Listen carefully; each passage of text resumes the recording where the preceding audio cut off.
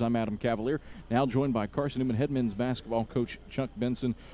Coach Benson, you turn an 8-point halftime lead into a 33-point victory. What was the key coming out and putting the pedal to the floor for the second half?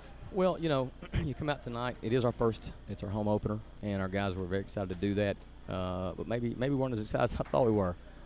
You know, we did have some people come out to watch our game tonight, but we just, I don't know, it's like we came out a little flat. And I hate to think that maybe in our first 4 games, 2 of those 4 we've sort of come out flat. That really concerns me. We challenged them at half to come out with purpose and energy, and they responded to that. So it was really a tale of 2 halves. You get 3 players who establish new career highs for their Eagle playing days. Antoine Davis matches his with 27, Colin Crane a new mark with 14, and Corbin Jackson not only a career high for points, but he also gets his 3rd career double-double with 15 points, 12 rebounds, 3rd consecutive game. You've had 5 players finish in double-figure scoring. Again, how on earth, not only do you do it for 1 game, but 3 games running? Well, we're fortunate. We've got some guys that can make shots, but most importantly, we're playing unselfish basketball. When I look at 20 assists to 8 turnovers, that tells me we're giving the ball up. And the truth of the matter is we didn't really shoot the ball that well. It didn't feel like the first half. We missed some good open looks. And the guys got a little rattled, and I told them, look, just keep on passing to one another, keep on taking those open shots. They'll inevitably fall, and so that's what happened.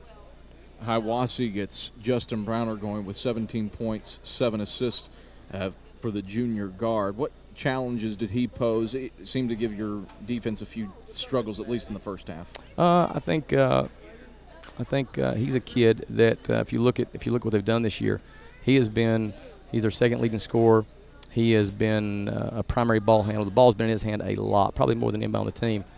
And I thought maybe early on we didn't do as good a job as I would have hoped containing the basketball. And he's sort of deceptive. He's a small, quick guy. And sometimes it's hard to judge those really small, jet-quick kids and knowing how to really defend them. But, you know, we were thankful that despite his solid performance, we were able to not let anybody else really get too excited. Again, touched on Corbin Jackson with 15 points and 12 rebounds. A, you have him performing well. B, you outscore Hiwassee in the paint 37-14.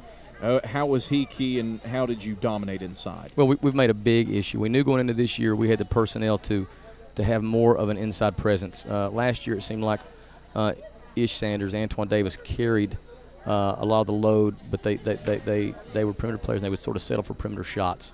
And so, you know, this year we've got Corbin is a returner, but we've got some other kids that just give us that presence. And obviously, and especially not with Corbin, we got him the ball and he capitalized. You look at you brought up the 20 assists. It wasn't one player doing them all. You've got 4 guys who have 4 assists apiece, and then another in Jared Johnson who finishes with 3. You brought up the unselfish nature of your team's play today. What just does that say that you've got 5 guys who finish with 3 assists or more? Well, those guys trust each other. And when you trust each other, you know that you don't have to feel as if you've got to do it yourself. You've got other people that can help you, and that's the essence of team. And this is a team game. It's a very, very difficult, complicated game.